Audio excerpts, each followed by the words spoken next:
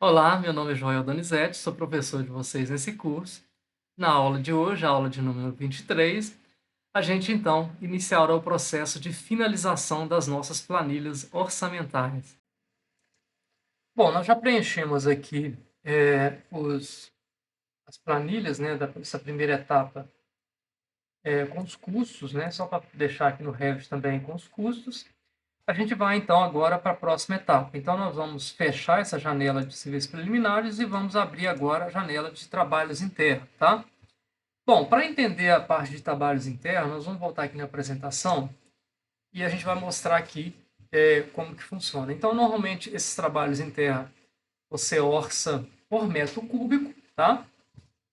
E se tiver que sobrar material, se desse material que você fez o aterro ali sobrar material ou sobrar material não aproveitável, você tem que transportar esse material externamente, tá?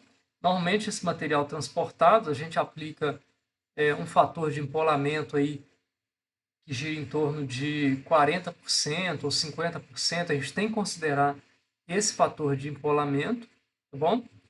E então como que a gente vai fazer? Nós vamos aqui a gente tem o perfil original do terreno, então o perfil original do terreno seria esse aqui, tá? Nessa região aqui houve um corte e nessa região houve um aterro.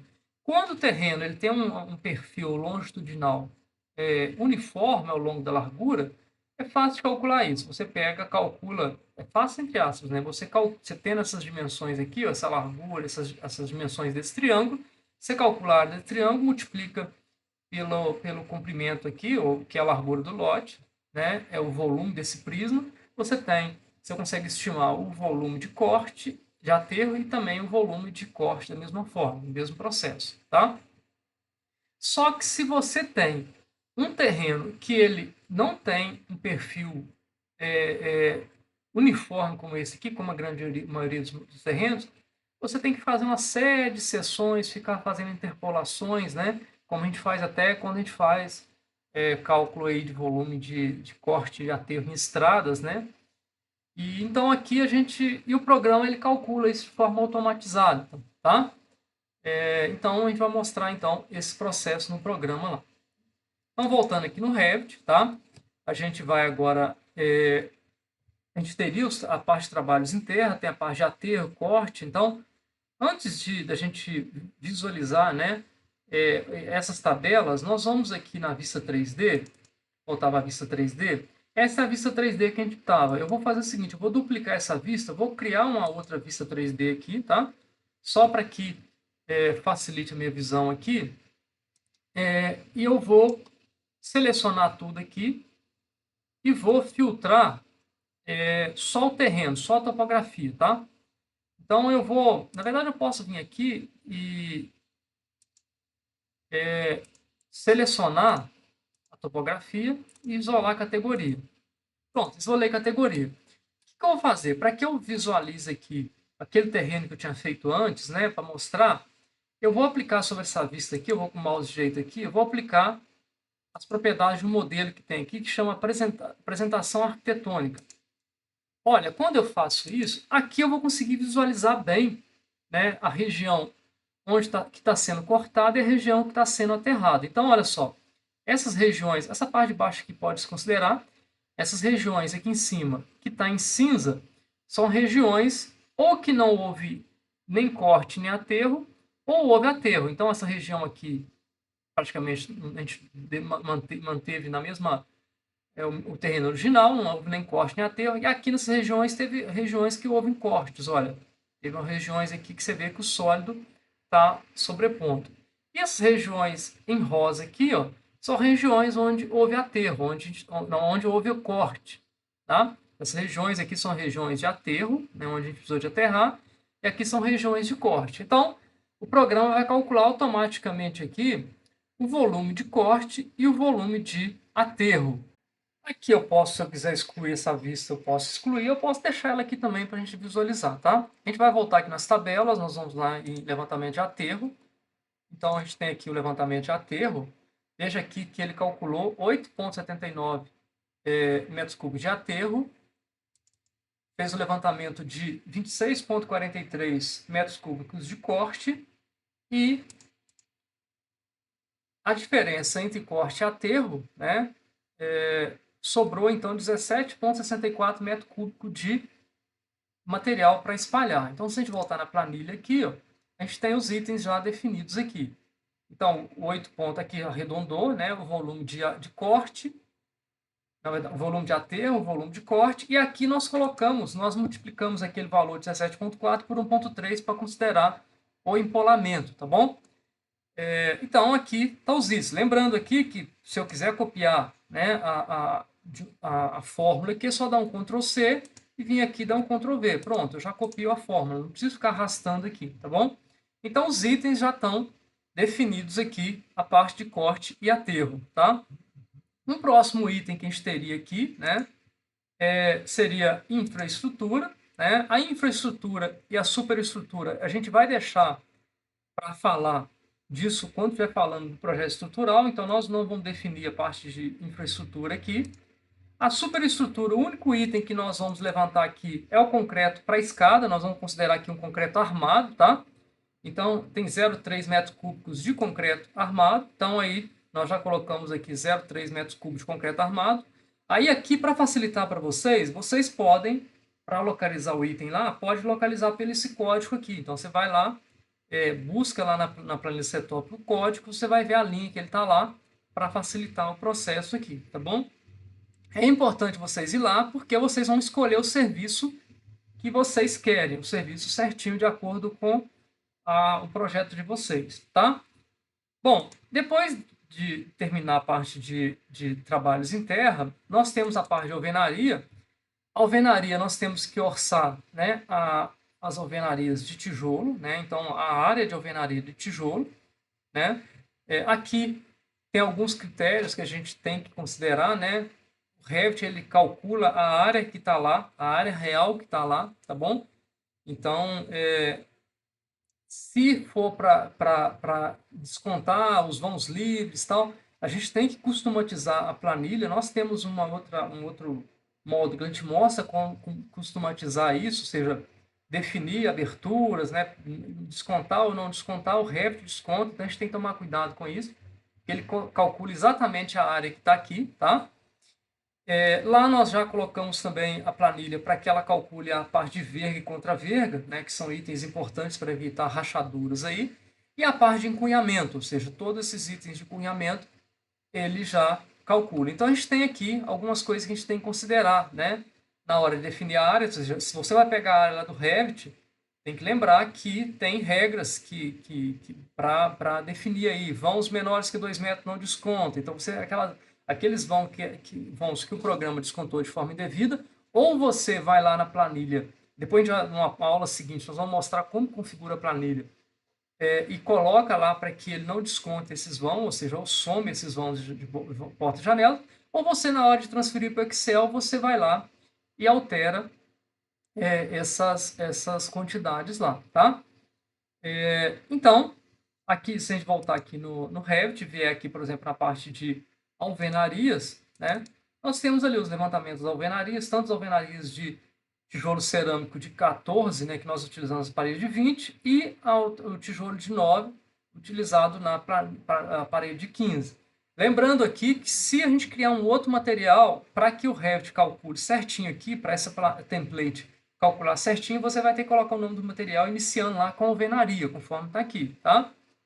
A parte de encunhamento, ele já calculou também aqui. Então, como encunhamento eu mesmo, às vezes para parede de 15 ou parede de 20, né, a gente está separado aqui, mas você pode, se você for fazer com tijolo, você tem que considerar o encunhamento com tijolo, você tem que considerar qual que é a metragem linear para cada tipo de tijolo, tá? Para de 20 ou de 15. Normalmente você faz isso com espuma expandida, então não faz tanta diferença. Então você pode pegar a metragem linear total aqui, tá? Somar os dois. Aqui as vergas, as planilhas, né? As planilhas de referência, tanto Setop quanto Sinap, eles definem valores de verga para vão até 1,5 m, um custo unitário, para vãos maior do que 1,5 m, outro custo unitário. Então nós separamos aqui para portas, né, até 1,5 m, para portas maior que 1,5 m, tá? Todas as vergas, tá? E para as janelas a mesma coisa, tá bom? As vergas e contra-vergas de janelas. Nós temos aqui o muro de divisa, tá?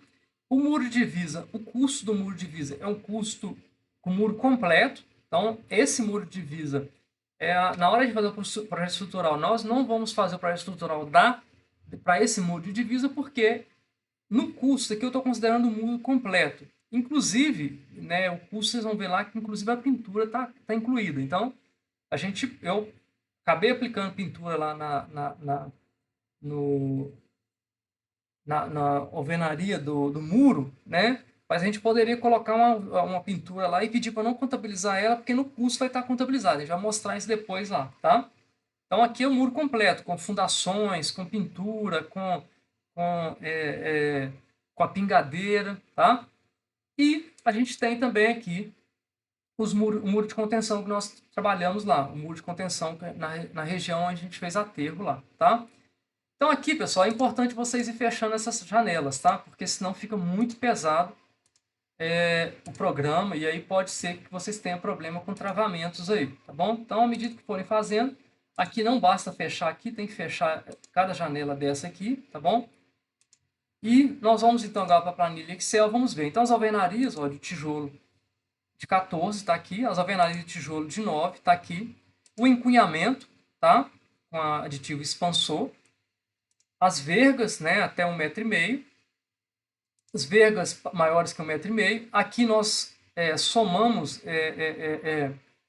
as vergas para pilares, as vergas para as janelas e as vergas para as portas, tá? Aqui nós temos o muro divisório, que eu falei com vocês lá, os muros de divisa. Veja aqui que ele está incluindo as formas, as armaduras, a escavação, pingadeira e inclusive a pintura, tá? Então a gente tem o reboco e a pintura, então a gente não está contabilizando, né? Naquela planilha lá não está contabilizando na hora de definir o reboco não está sendo considerado para esse muro aqui, tá? Porque nesse custo aqui já está tudo, tá? E o muro de contenção também está aqui os valores, né, as quantidades e os custos já definidos também aqui para o muro. O próximo item que nós vamos fazer o levantamento vai ser a cobertura, tá? Então, na parte de cobertura, a gente tem, né, vamos voltar aqui para a gente entender, a gente tem a estrutura de apoio, tá? O engradamento do telhado. Então, aqui a gente tem que considerar, então, lá no Revit nós já fizemos o telhado com a estrutura de apoio, para que a gente contabilize, né, essa estrutura de apoio. A gente tem as calhas, que a gente coloca nas regiões onde, né, as águas estão caindo. Nas regiões aqui de divisão de águas, a gente coloca telhas especiais, que é as telhas de cumieira, tá? Aqui nessas regiões, nós mostramos isso até lá no módulo 1. Nós temos os rincões, né? Então tem a calha retangular que a gente coloca aqui. E nessa região aqui a gente tem uma calha tipo rincão, porque tem água caindo aqui, então eu preciso de uma calha aqui, um rincão aqui, tá? Nas regiões onde o telhado encontra a parede, eu preciso colocar aqui um rufo, tá? Então nós já mostramos esse processo lá no módulo 1. Se vocês tiverem dificuldade, podem voltar lá para entender com mais detalhes isso, como é que é feito, tá? E a gente pode também modelar impermeabilização. Se eu quiser modelar da mesma forma que eu modelei o telhado, eu posso criar embaixo do telhado uma camada de impermeabilização e ele vai calcular da mesma forma, a área mesmo, tá? Então, se a gente voltar aqui na cobertura, a gente tem aqui, por exemplo, a estrutura de apoio e as telhas. Então, a área já foi levantada aqui, tá bom?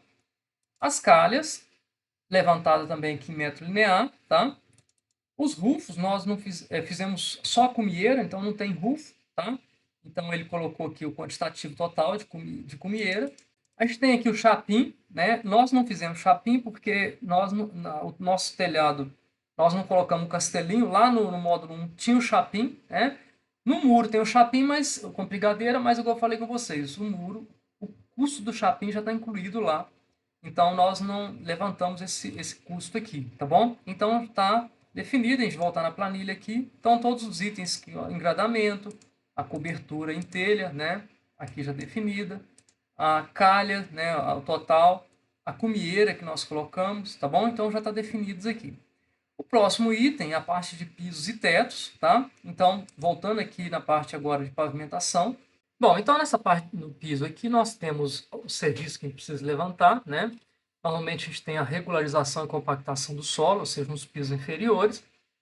E a gente faz o lastro de concreto armado. Eu até, quando a gente modelou lá o piso, os pisos internos sobre solo, nós já foi contabilizado tanto o lastro, a área de compactação de solo, quanto os lastros aqui já foram contabilizados, tá? Em cima do lastro vem um contrapiso, tá? E esse contrapiso, nele que a gente vai dar os desníveis necessários. A gente pode, quando a gente faz o piso, a gente pode dar o desnível já no lastro. Você consegue economizar material com isso, tá? Quando a gente tem, por exemplo, um piso superior, que tem uma laje, não tem compactação e nem lastro. A gente já vem com o contrapiso, tá? E aí a gente faz o contrapiso com espessuras diferentes para ganhar os desníveis aí, tá? Aqui a gente não vai contabilizar a laje, porque a laje vai ser contabilizada lá no projeto estrutural, tá bom? Aí depois a gente tem a sequência aqui, os revestimentos. A gente não vai falar dos revestimentos aqui. Ó, que a gente vai falando dos revestimentos de parede, a gente vai falar também desses revestimentos. Da mesma forma, então, para calcular as áreas dos pisos, né, a gente tem que pegar a planta baixa e calcular, né? Então, a gente tem, nessa região aqui, a gente tem a parte de compactação, o lastro. Aqui nós temos a compactação e a aplicação do piso. Nós colocamos aqui externamente um piso armado, né, um piso com uma tela, né, soldada, para que a gente não precisasse fazer um piso com divisões, né, para evitar a dilatação do piso, tá? Então, e o teto a gente faz da mesma forma. Então, a gente modelou o teto, né, nos ambientes, ele vai calcular a área de tetos, né, e já contabilizar, então, a área de forros que a gente vai precisar. Vou chamar a atenção para vocês aqui, né, na hora que a gente for fazer os revestimentos. Eu já vou aproveitar aqui e já vou falar dos revestimentos aqui para vocês, tá?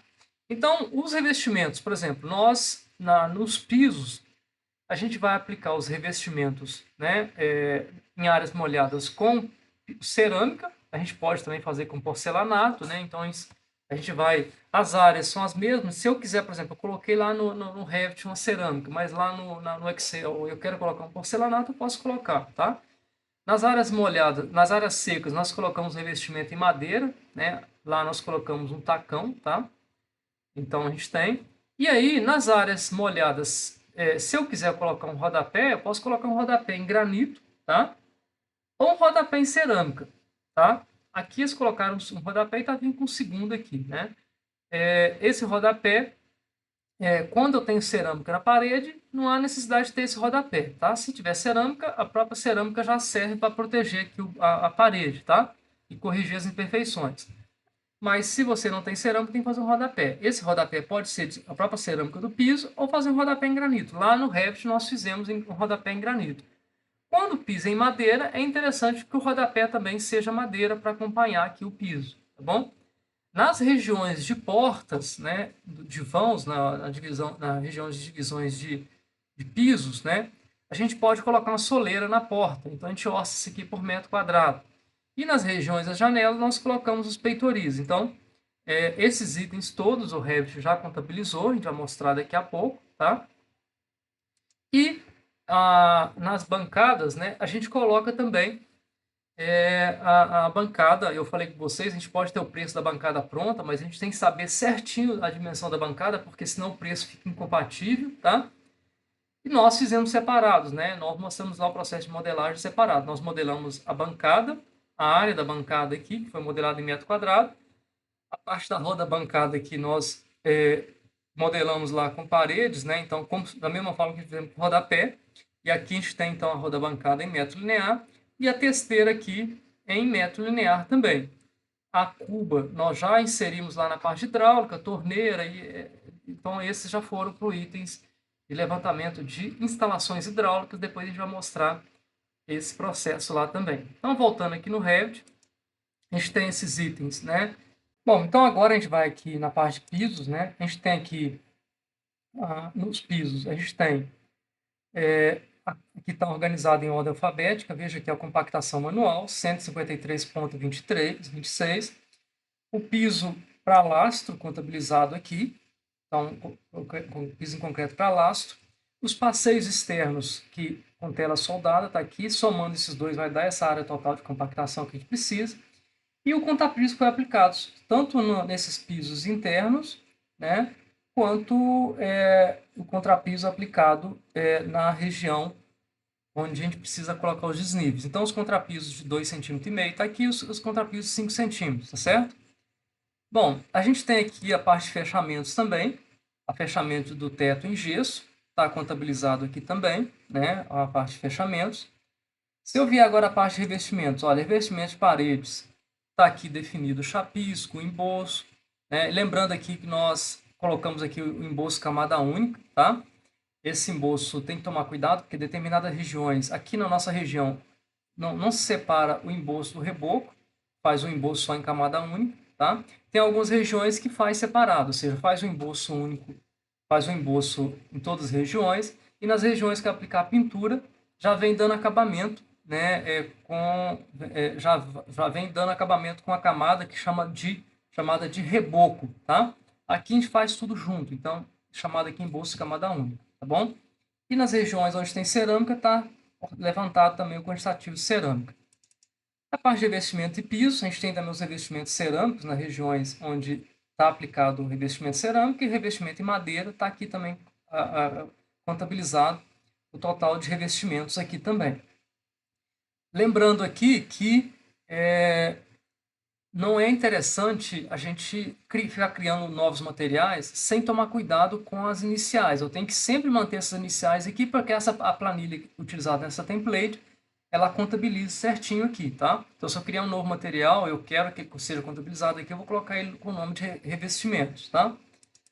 Aqui nós temos a parte de rodapés, né? Roda bancada e testeira.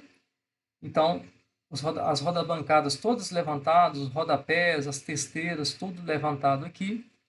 A parte de bancadas, né, e soleiras e peitoris, levantado também aqui, né, o tampo da bancada, né. Os revestimentos de escada também, os revestimentos aí nós colocamos os revestimentos em granito. Aqui o rodapé foi contabilizado lá em rodapé. Aqui no caso é o revestimento mesmo de acabamento da escada, tá?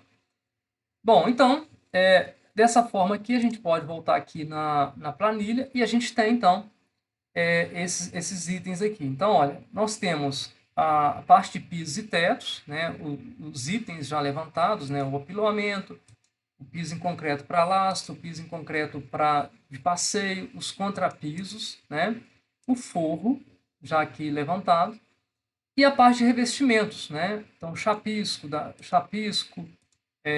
nas paredes, os revestimentos em camada única, que é o emboço em camada única, a cerâmica aplicada em parede, a cerâmica aplicada em piso, o revestimento em madeira nos pisos de área seca, as rodas bancadas, as testeiras, os rodapés, tanto em granito quanto rodapé em madeira, as bancadas de granito, né, os peitoris, soleiras, né, tanto as soleiras aqui aqui até ficou errado aqui, né? Tá com duas soleiras aqui, na verdade, esse item aqui está errado. Vou até excluir aqui. Vamos corrigir aqui.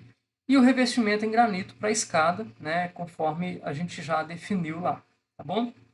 Chegamos ao final da nossa aula. Espero que tenham gostado. E aguardo vocês, então, na nossa próxima aula para a gente dar sequência aos nossos trabalhos.